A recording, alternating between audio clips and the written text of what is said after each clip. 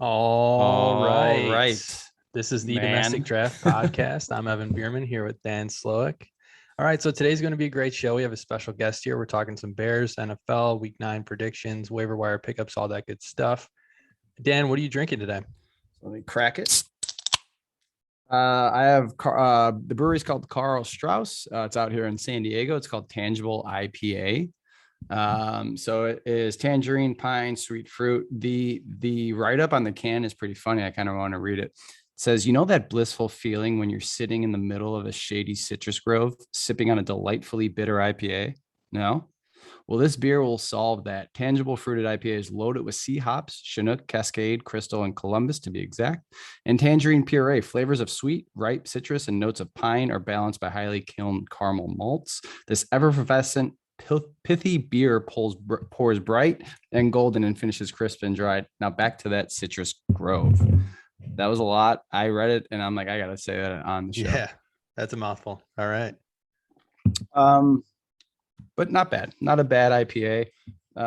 You definitely do get the tangerine. And then Carl Strauss is one of the not founder, but one of the craft breweries that has been here the longest. They started in 1989.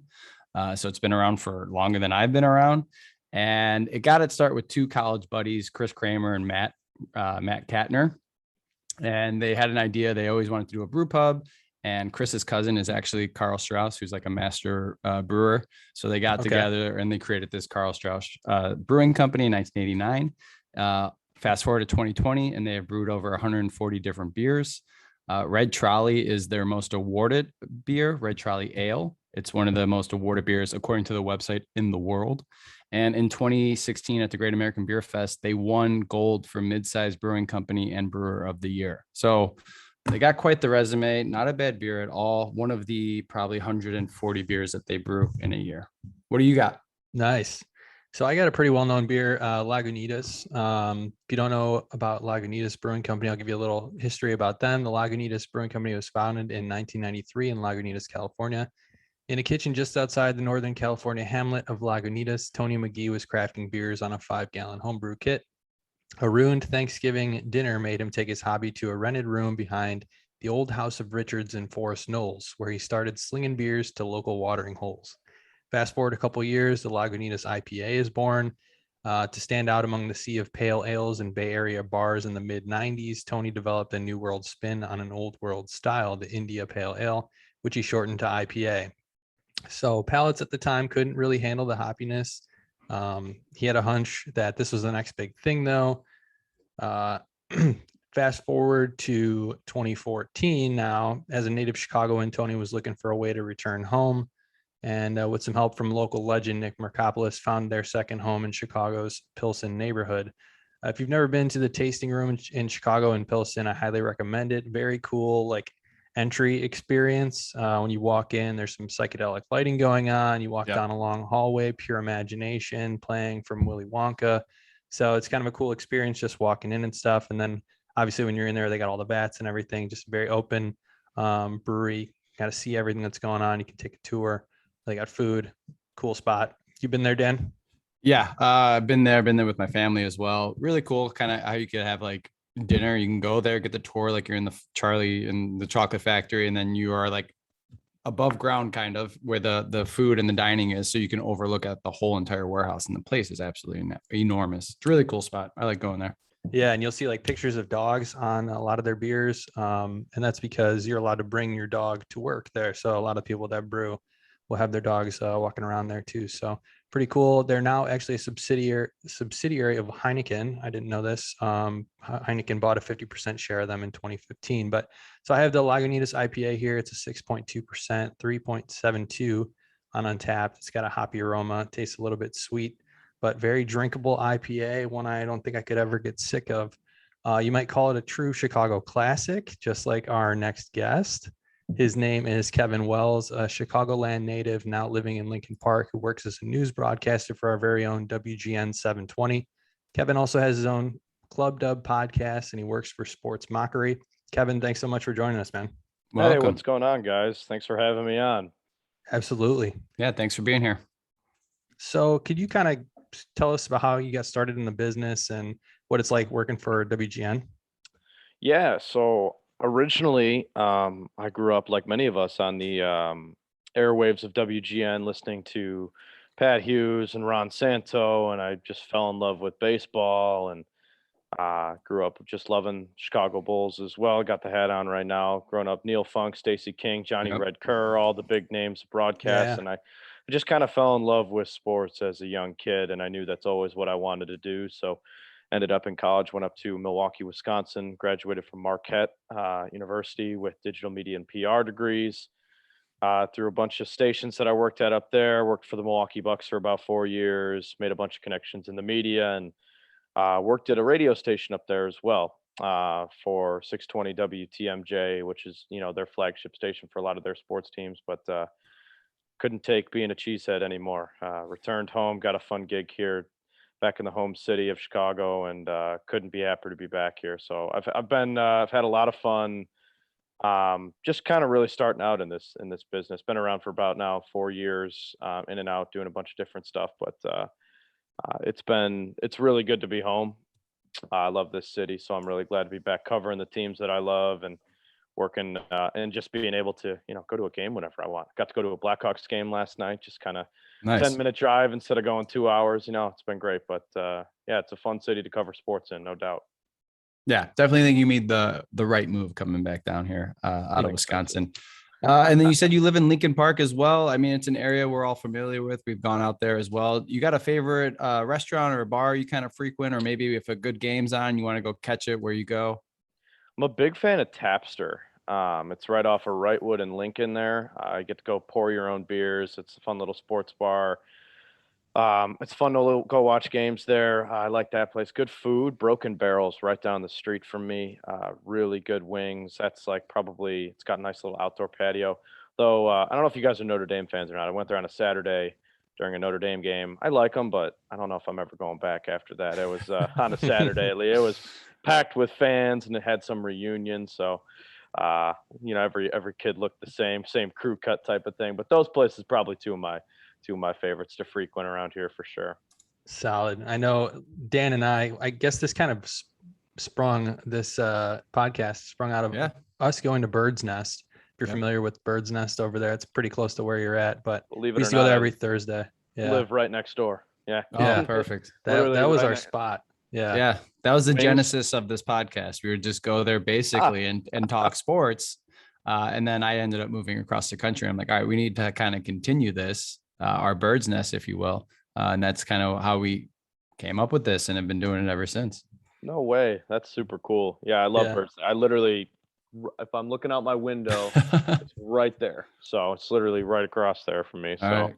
25 Cajun curly fry. Get the order going. Yeah. I was gonna say I had the wings there because that's the first thing everyone's like, oh, you gotta try the wings if you live by Bird's Nest. They're pretty good. I like them. I got like the bourbon barbecue or something. Pretty solid. Nice. So the Bears this week obviously took an L, but we got some questions for you. We want to get your takes on this because we've been, in and out of dogging the Bears this year. I think even when they win, we've, there's obviously things they need to clean up. But I think the biggest question for me today, especially, is why didn't they make a move at the deadline at this point? Do you have an opinion on that? Do you think they should have, or? I absolutely think they should have made a move. I don't understand teams who sit at mediocrity and don't make any moves at all. But unfortunately, we'll start with this. The NFL trade deadline is not one where you see big time moves all the time. Occasionally get one like today, like Von Miller, getting moved and stuff, which is obviously a massive move for the Rams, who now have no draft picks for the next couple of years, basically. But hey, they're in a win now mode, and they're going to be competitors for the next couple of years. I don't understand. The Bears must think that they are going to get higher compensatory picks for some of these guys that are going to leave in free agency next year. Guys like Allen Robinson. I'm guessing the Patriots and Saints and guys who we heard were looking for wide receivers were probably going to offer probably a 6th-round pick for them. And the Bears are like, nah, we think we can get 3rd or a 4th. Yeah, exactly. So, but unfortunately, those draft picks won't come next year in a year where the Bears only have 5 picks so far. That'll come in 2023.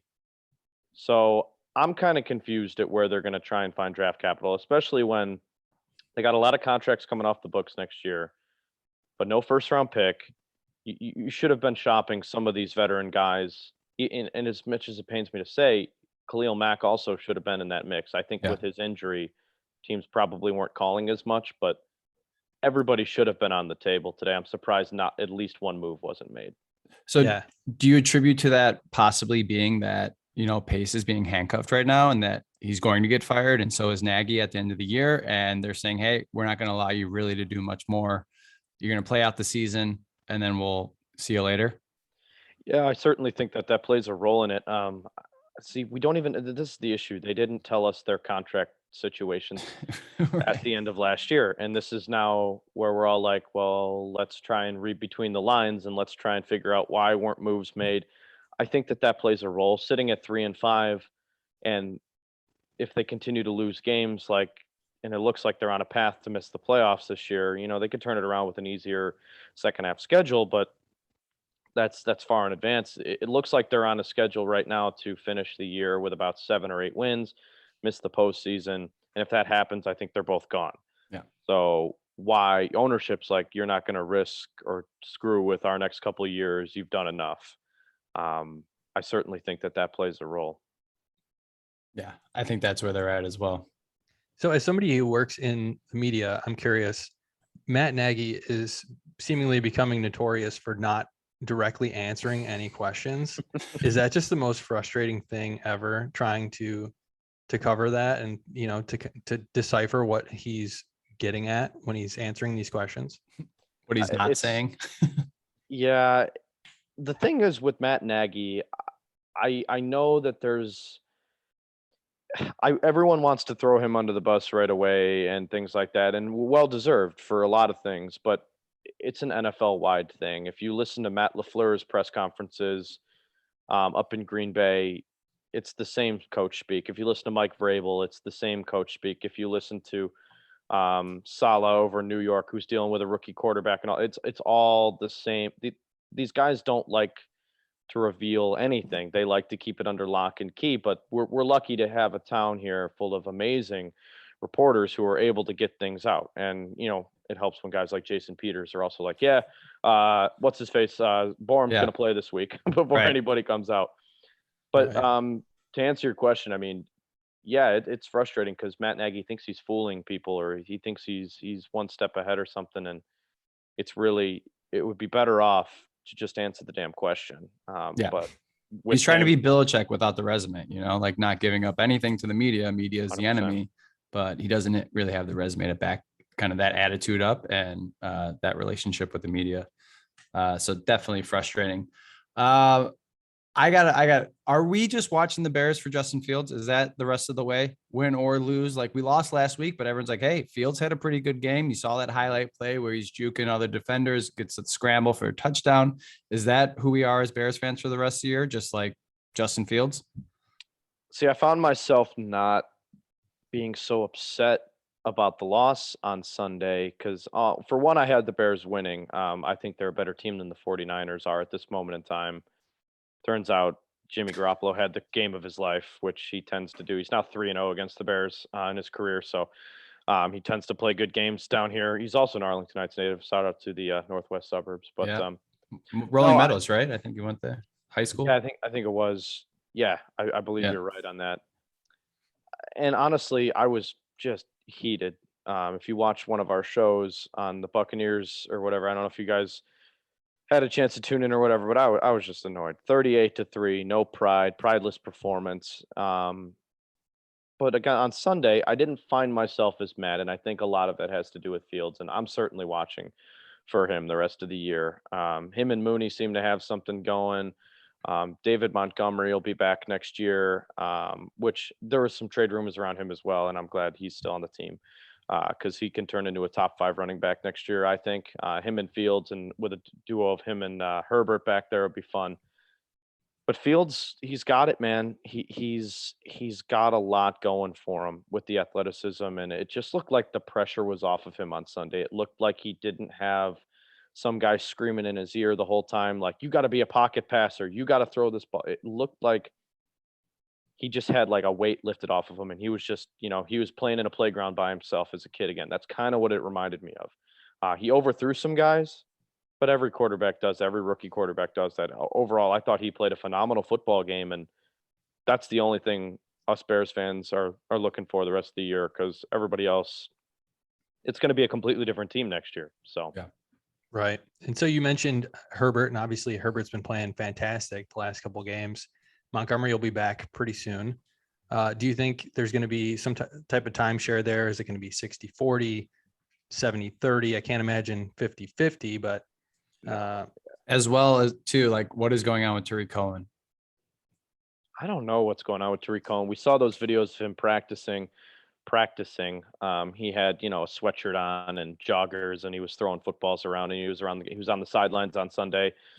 But I have a hard time believing he's going to play this year. I think he might be out the entire year. And if they're not winning games, there's no point in coming back. They traded a 6th-round pick to go get a returner from Miami. So that pretty much tells you where the status of Cohen is. His career, I don't know if it's in jeopardy.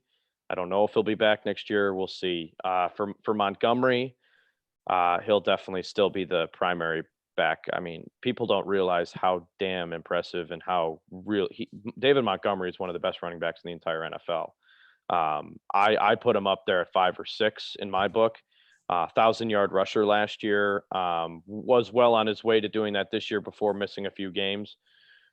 People forget too, the Bears abandoned a running game for 4 or 5 games last year, and he still ended up with 1,000 yards rushing. I mean, he's that good. I see more of a 75-25 kind of handle, because Herbert's been clearly watching him practice, same type of runner. Right. Ryan Pace has a guy that he likes to go for, and that they both follow the same suit. The only thing is, I hope they don't abandon Herbert altogether. I hope that he still gets touches. One, because he's on my fantasy team.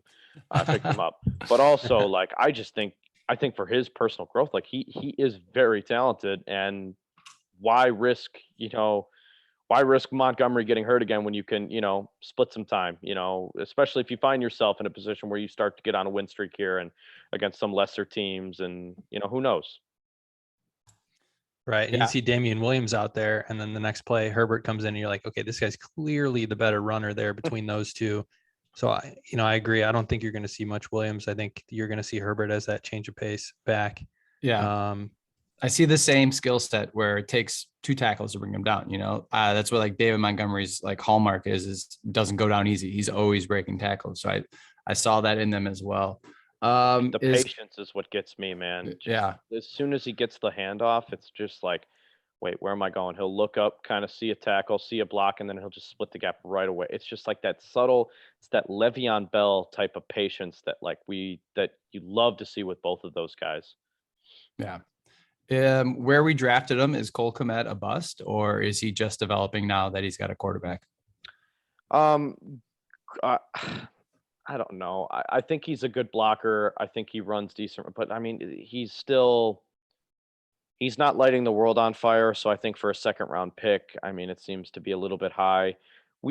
Tendencies with tight ends in this league, especially the last couple of years, there's only 1 or 2 tight ends that are consistently star players in this league. It's usually a position where it takes guys a couple of years. If you look at TJ Hawkinson, who was one of the highest rated tight end prospects, and when he got drafted, I don't remember Top where 10 the line. pick. I think he was 8. Yeah, he was. Yeah, okay, so he was a top 10 pick. So it took him, a whole season to kind of be like, okay, here's my role in the offense. Now Cole Kmet's had a whole year, and we're still not really seeing it. That could be the hallmark of having, playing snaps from 3 quarterbacks, or actually 4 quarterbacks, Mitch, Foles, Dalton, and Fields now. Mm-hmm. So it could be a hallmark of that. It could be a hallmark of Nagy's offense is still terrible. But I think for a 2nd-round pick, you're starting to fall into that bust category, no question. I mean, he's just not – the tight ends have been non-existent. Jimmy Graham, I know, was on COVID, but he's not – he hasn't practiced all year. He's been the non-resting vet, and I don't know. I saw the chemistry between Fields and Jesse James, which makes sense because they were probably, scout team together, practicing together. And it just goes to show that the coaching staff totally fumbled the bag with not having Fields taking those QB1 reps with the players that he is eventually going to be playing with, in my opinion. Oh, I totally agree with you. We heard Allen Robinson say it's like the reason we're not on the same page is we didn't have training camp together. And while I don't know, yeah, it's crazy, isn't it? Unbelievable. Like, I know that had to have been part of it, but I don't know. They've had 5 weeks now to practice together, and I think Allen Robinson's just kind of like, I don't know if I'm going to be, on this team next year. What I don't know. That's such an interesting one with me, but you're right. You do see the connection with Jesse James and him catching that touchdown. That throw was, man, that was an immaculate throw. Oh, that had me on my feet. Yeah, for sure. So Matt Nagy, do you think he makes it through the full season? Do you think? Yeah. You think the Bears Yeah, just aren't that team that's gonna can somebody mid-season like that, I don't. or it's not bad enough that it's gonna come to that? You took the word right out of my mouth there. It's not bad enough. That's how they do business. If it's not bad enough, people will get mad and Bears fans will get mad. The last month of the season, they'll call into the Score and ESPN 1000 and be like, "Oh, I'm so sick of this team. I need a new team." But then when training camp rolls around, yep, we draft Justin Fields and everyone's like, "Oh, I'm back on board." And I find myself in that situation all the time too. But yeah, I think Matt Nagy makes it the whole year. I think there's definitely a precedent set on these guys. I think there's got to be a win-loss that they're trying to hit, like a quota. I would probably say that they're not. I would say Nagy is gone for sure if they miss the playoffs this year. Pace, I don't know. He's done a good job in those later rounds, and he's done a good job with finding some key pieces on defense. But overall, there was some talk. Wasn't there some talk? I think it was last offseason maybe that if the Bears were to get rid of Ryan Pace, he would be picked up immediately because he's so highly sought after or highly thought of in NFL circles. I'm not sure. I'm sure that there would be. I mean, he wouldn't be out of a job necessarily in the NFL altogether. I don't know if he gets a general manager job right away. Right. But certainly, I think the Bears had a good idea when they went after and got him. The Saints are a very well-run organization. I think, honestly, they might dip back into that talent pool again if they're looking for another general manager, just because they have so many guys who have proven to be scouters of talent and, work in a very good organization. So, but honestly, I think if anybody survives, it's Pace. And I do think Nagy survives the year. But again, no playoffs, no extension. I don't think that you can vouch for that. This team has too much talent to continually, looking at that defense. I know they struggled on Sunday, but there's too much talent on that side of the ball not to make the postseason this year too. Right. You would think. Are they moving to Arlington Heights? Yeah, they are. I actually have a good connection with that. Before they signed the deal, they were out there. They had family friends out there every single day taking photos. They had, lawyers with them. They hired photographers to go out, take photos of all the land before they even signed the deal. Now the city of Chicago is actually talking about, they just passed their 2022 budget, and they're talking about now finding some money to maybe give the Bears a new facility. There's plenty of spaces in the city that they could put up a new stadium. It's just, do they want to do that? And also, will they give the Bears what they want? Because ultimately what the Bears want is they want what the Rams have. They want a whole thing. They want the sports book. They want the hotels. They want the bars. And why wouldn't you? I mean, that's a moneymaker. That's generational wealth on top of the generational wealth that they already have. So, yeah. I just think that have you guys ever been to a game at Soldier Field? Yeah. Yeah. Oh yeah. Yeah. It's not a fun place to watch games. No. Right? Like, yeah. Hard to get to. Yeah. It's hard to get to. You're waiting in line forever to get beers. It's just not, it's a kind of an eyesore when you're driving on the Dan Ryan. They need a new stadium. Arlington Heights offers a little bit of a safer environment as well. Chicago's not been on a good violent streak lately. And I know that the McCaskies care about that. They care about the safety of their fans, and they're done with the violence. They're not fans of Lightfoot. And I think that they will end up moving. It just seems to be a matter of when, but not if. Dang. Interesting. I wonder what that game day experience will be like, taking over that Arlington area. Train right there. Everyone from the suburbs is going to go there. And I wonder how salty some of those Southside Chicago folks are going to be having to go way out there. Yeah, I know. That's the thing too, is there's a lot of it. Oh, you got to keep them in the city for the legacy and things like that. And listen, this wouldn't be for another, 6, 7, 8 years until they get that stadium done. But the writing is on the wall. I think it'll happen. All right, let's talk about a team that's actually doing some good things on the court, and that is the Chicago Bulls, the 6-1 Chicago Bulls. Just came back last night, 19 points down to the Boston Celtics. Come back, win that game pretty handily as well. What do you think of this new design, this new roster? AK, Mark Eversley putting it together. What are your initial thoughts, reactions on the new look Bulls? It's great to have a good head coach, isn't it? Yeah. Billy the Donovan. way he was managing that game yesterday down the line with the timeouts, the substitutions, just pushing all the buttons correctly. I'll never forget getting that notification in my car at Bulls last year or 2 years ago, whatever it was, seeing that Billy Donovan has chosen to come to the Bulls. And I was like, no way. Yeah. That had to have been maybe the fourth most attractive job that offseason, or coming up on that offseason. And I just remember seeing that, and I knew that the team would turn around right away. Billy Donovan is such a good coach. He's what makes this all go. They got the talent, obviously, with, Levine and DeRozan scoring and Lonzo and things like that. But I read a stat the other day that Billy Donovan's never had a bottom half of the league team defense. Yep. That's unbelievable. They're one of 3 teams right now, top 10 in the league in defense efficiency and offense. So, you're not going to lose many games doing that. And they're a better team. I did have them finishing 5th in the East this year. Might be higher than that, but I do think that they're better than Boston. I do think they're better than Philly. And it's awesome. It's really exciting to see people in their Bulls gear again, and having a team that we can, kind of rally around. And, a guy like Zach, it's impossible not to root for a guy like that. He's not trying to fill up the stat sheets. Guy wants to win.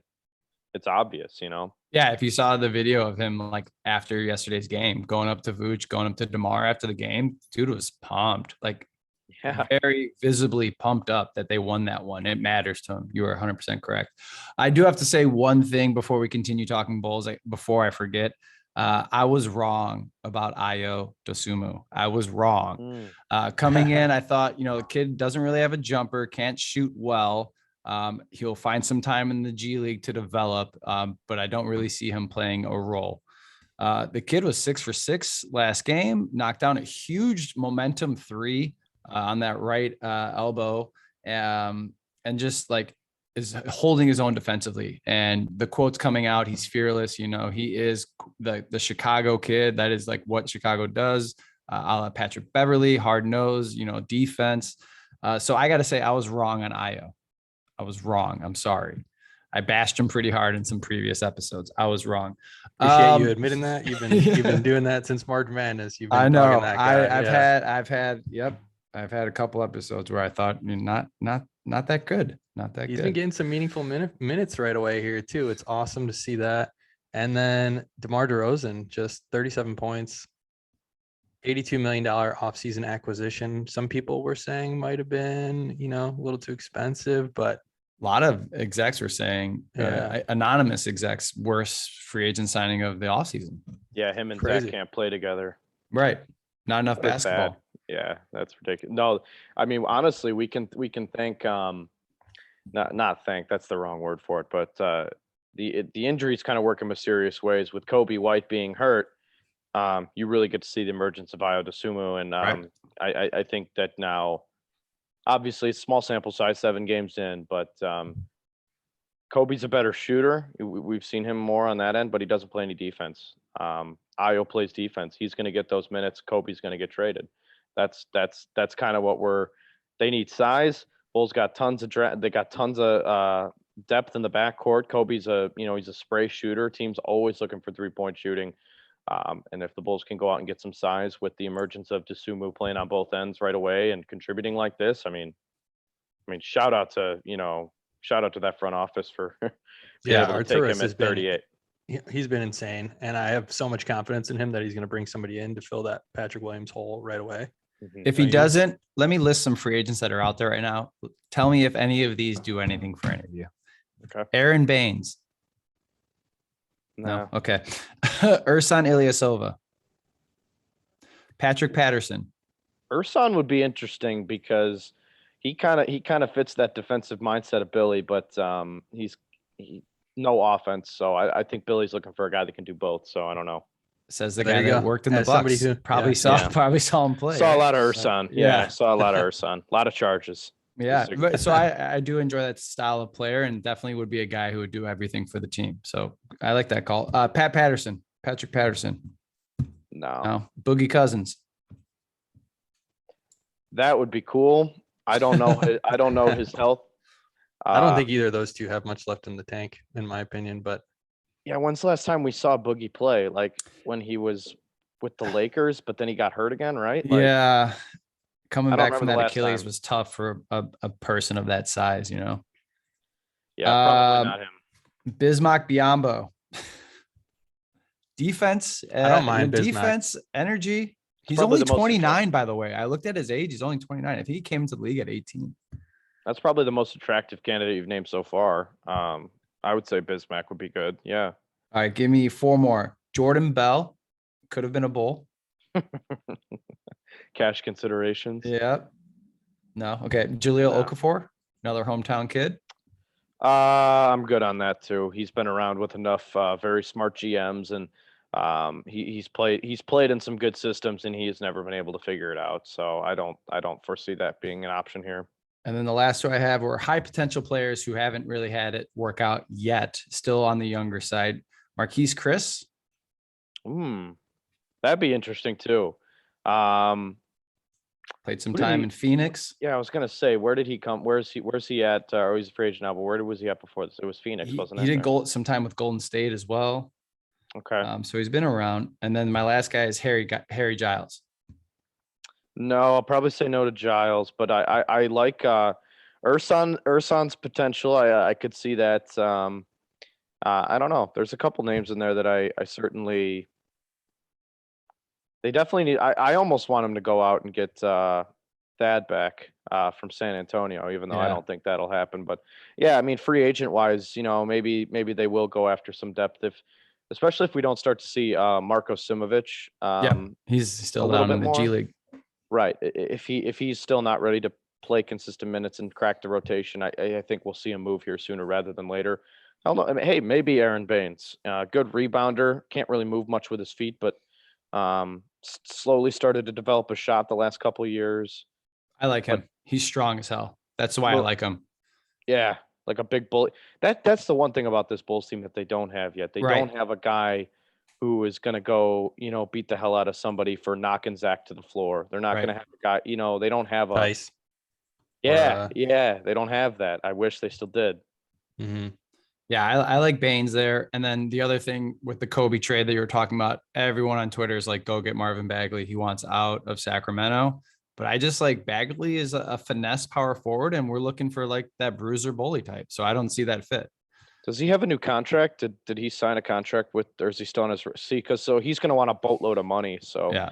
and I'm not really willing to give. And he DeAndre- underperforms, DeAndre Ayton's the one that I want to watch. If the Suns don't want to pay him what he's worth, Bulls give up Kobe in a first and maybe something else for him. That would be pretty cool. But that's a pipe dream and a half. Yeah, I would love to get Ayton.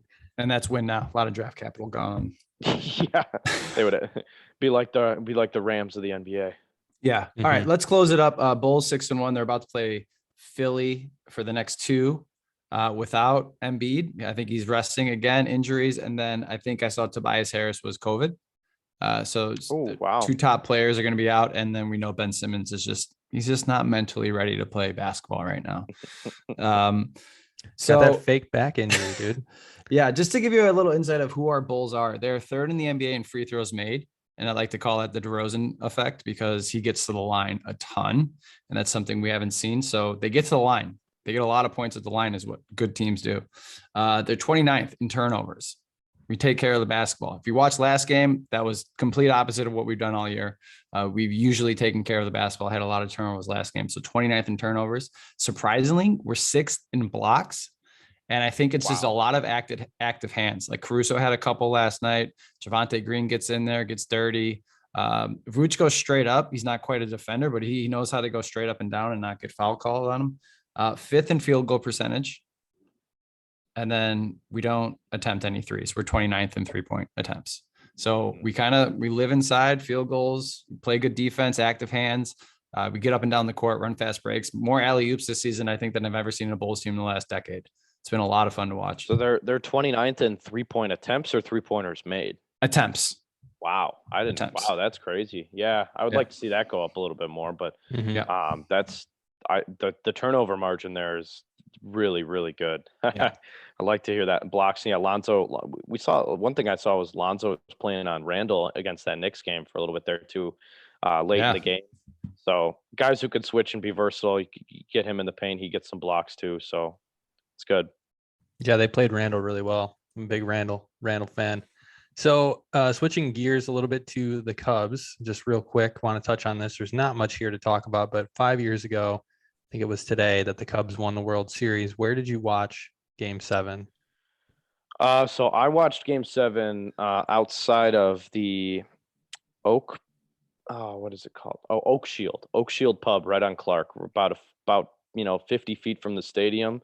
Nice. Rain delay hit. Yeah, so we were gonna go in, but it was a $200 cover fee ahead, which, all right, makes sense, but that kind of sucked. But they, how in Wrigleyville, all those bars have the open concepts you can watch from the road. And so we were watching from there. Rain delay hits. And we made our way over to a friend of a friend's apartment. So that's where I saw the final out. Nice. Ivan, you remember where you were at? Yeah, we were at that, what was it called? It's Cubby music Bear, right? venue. No, we were at a music venue. We were at the Metro. That's right. Metro, yeah. The They Metro. were playing it at the Metro. It was like $5 cover charge to get in there. Yep, just north on Clark. Man, I should have known you guys. Yeah, they rolled down like a projector screen and had the music venue like audio going. It was wild. It was BYOF too. Bring your own food. So people were like ordering pizzas, hanging out in like the theater floor. It was crazy. Yeah, the Metro is so sick. I love that place. Yeah, it's like my favorite venue in Chicago. Cool. Thank you so much, man. Thanks for coming here. This has been a blast. Really enjoyed it. Yeah, dude, this was awesome. It's so funny how you guys met at Bird's Nest. That's hilarious. Literally right down the street. Yeah, this was awesome. I'm not drinking next time I'll have a craft beer on hand. I'm not drinking a craft beer. I'm drinking a Beck's. there we go. It's brewed in St. Louis, so maybe I'll go pour it down the drain. But yeah, there you go. Anything coming up for you, man? Or you want to plug your podcast or anything with the website? Sure. Yeah, so follow us, Club Dub Podcast. We just launched it a couple months ago, so we're just kind of starting out. Go ahead and you guys can follow us on Twitter. Follow Eric and Drew, obviously, primary Bears writers. I kind of fill in from time to time with them. Hear me on the air at WGN. I'll be on this Saturday from about, depending on when the Northwestern game is, probably anywhere between 10 and 5. But yeah, no, you can hear me on. We'll probably have a show on Sunday previewing Bears Steelers, and then we'll have a post game show Monday. So we do those live on Twitter, so you can find a live stream on there, and we'll have some. We like to have some fun. We'll have some guests on and all that. So yeah, feel free to hop on in. Awesome. Thanks so much again, man, for coming. Dan should be in about a month. Maybe we'll all grab a beer over at Tapster or at Bird's Nest. Dude, that'd be a blast. I would love that. Really great meeting you guys. Go Bears. Go Bulls. Go Bears. Yeah. Awesome, man. Nice Take care, guys. See you later.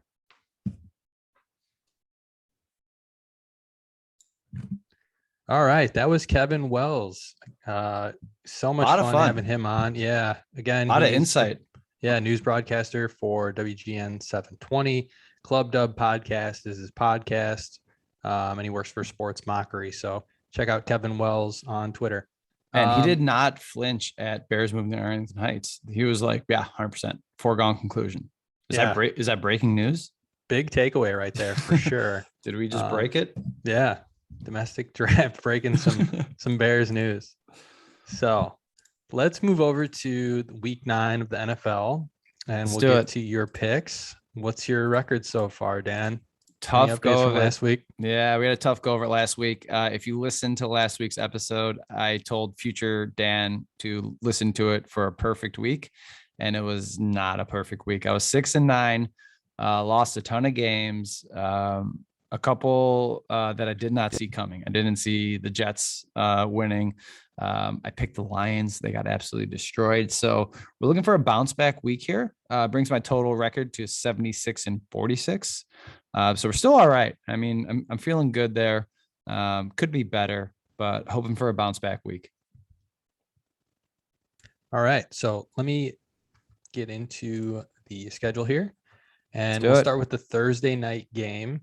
You got the Jets at the Colts. Let's go. Let's ride that Pittman train and go Colts. There we go. Yeah, Pittman's looking great. Yeah. Sunday, Falcons at Saints. I find it hard to believe the Saints are 5-2. Falcons at Saints. Yeah, Saints just beat Tampa Bay. Their defense is great, honestly. Mm-hmm. Despite losing Winston, I think they're going to be okay just because of that defense. Broncos at Cowboys. And so Dak's probably going to play, right? He was a game time decision. Broncos at Cowboys, but likely the Broncos at Cowboys. Let's go with Cowboys. Yeah, Cowboys. That's an easy one for me. Pats at Panthers. Man, Patriots. They're like just putting it together, and I hate it. Yeah, I can see that. McCaffrey, they're not sure if he's going to be back this week. Might be one more week on him too. Vikings at Ravens. Let's go Baltimore Ravens. Ravens are looking good. Browns at Bengals. Bengals bounce back. Ooh. Yeah. Yeah. Okay. That's a lot of Bengals confidence offense there. against that Browns defense. That should be a lot good of one. confidence in Joe Burrow. Bills at Jags. Bills. Best team in the NFL. Texans at Dolphins. Holy shit. That's a bad game. Both 1-7. Yeah. Oh, man. Let's go Dolphins, man. Yeah, I'm taking Miami on that one just because I think Tua is better than Davis Mills. Raiders at Giants. Raiders. Yeah, Raiders are 5-2 as well. Yeah, kind of surprising. Big Josh Jacobs game coming up. Chargers at Eagles. Chargers right now are kind of falling apart a little bit. And it's at Philly. Chargers. Yeah, the Eagles blew out despite blowing out Detroit. I think the Chargers are a better team. Packers at Chiefs. Packers. Cardinals at 49ers. Cardinals. Yep, Cardinals. The night game, Titans at Rams. Boy, those 3:00 games should be pretty solid this week. Yeah, and we'll go Rams. Titans losing King Henry. Yep. You all right, man? Want to talk about it? That's tough. We'll talk about it. Monday night, you got the Bears at the Steelers. Big game. Justin Fields, national stage. The Bears. I think they could win this one, honestly. Steelers got a decent Ben defense. is so slow. TJ Watt is my only concern. But Ben stands in that pocket like a goddamn redwood. He's tall, doesn't move, and we'll just take him down. We need at least 4 sacks. Najee's good too. If we can hold him to under 100 yards. So there you have it. There's your week 9 picks. And that brings us to our week 9 waiver wire Wednesday. All right. So let's start with the QB position.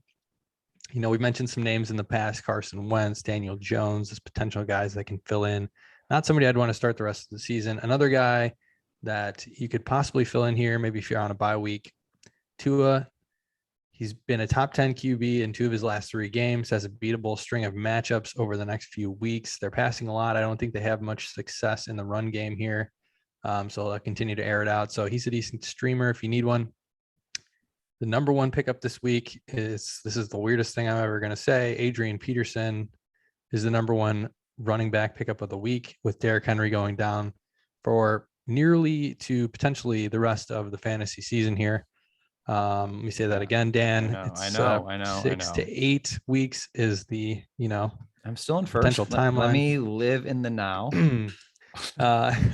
So they promptly brought Adrian Peterson in, signed him almost immediately. They said they had worked them out, but I mean, I don't even think they got that far. They signed him pretty quickly. Jeremy McNichols is the other name on the roster. Darrington Evans was Henry's backup. He was already on IR. So McNichols, who, if you watched Hard Knocks a couple of years back, he was somebody that they like featured. He's just a guy, pretty much. Name to keep in mind. He knows the playbook, so he might get the first crack at it here. But I think Adrian Peterson ultimately is going to get all the early down work that Henry was getting. Maybe McNichols sprinkles in for the third down stuff. But I think Peterson's the name that you want to get there. Carlos Hyde is James Robinson's backup. James Robinson went down with an injury this week. Hyde was pretty effective in his absence, getting nearly all the touches. I think Robinson might miss this week. He's week to week, they said. So Hyde might be a good 1 week streamer. If we look at wide receivers, I've been talking about Rashad Bateman for a few weeks now. He's still only 31% rostered. He's playing over 60% of the snaps, seen at least 6 targets in back-to-back games. And he's somebody that I think fills the void in the Ravens passing attack. Not that they really have many this year. Marquis Brown is a great deep threat. You know, you got Mark Andrews, but then you need that guy that's kind of short to intermediate routes. He's a good guy there. I think he's going to get a lot of run the rest of the way. Van Jefferson is the clear number 3 in the league's best offense right now, playing 80% of the snaps with Stafford.